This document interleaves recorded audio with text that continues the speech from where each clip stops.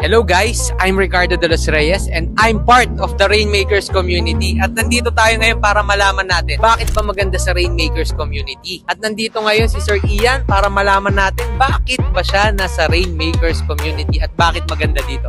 Sir Ian.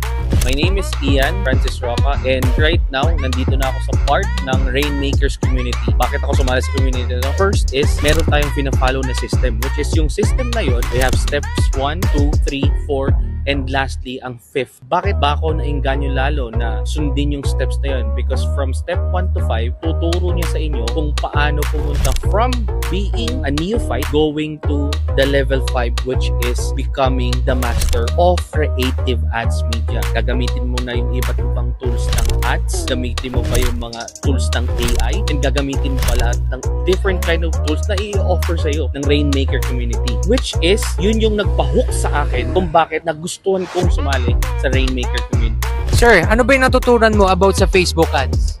Actually, yung mga natutunan ko sa Facebook ads na to, sobrang dami siya. But yung nag-hit talaga sa utak ko is, once you do the ads, tao na mismo ang lalapit sa'yo. Hindi mo na kailangan na pumunta sa iba't ibang lugar. And you can present your own branding. Because simple cellphone, and basta matutunan mo yung process, makukuha mo yung mga tao na manood sa'yo at sumama sa community mo. Sir, usong-uso ngayon yung AI. Tinuturo ba yun sa community natin ngayon? Tinuturo yun dito sa Rainmaker community, which is for free. Tatandaan nyo, bawat AI, laging may bayad yan. So, anong gagawin? Pupunta ka sa iba't ibang third party, mga kakilala mo, mga hindi mo kakilala. Siyempre, you have to pay for their service. Pero dito sa Rainmaker community, it's for free. Bakit hindi nyo i-grab ng opportunity na to? At kung gusto nyong matuto ng Facebook ads at ma-harness ang power ng AI, type the word teach me sa comment section para isend namin sa'yo ang full details.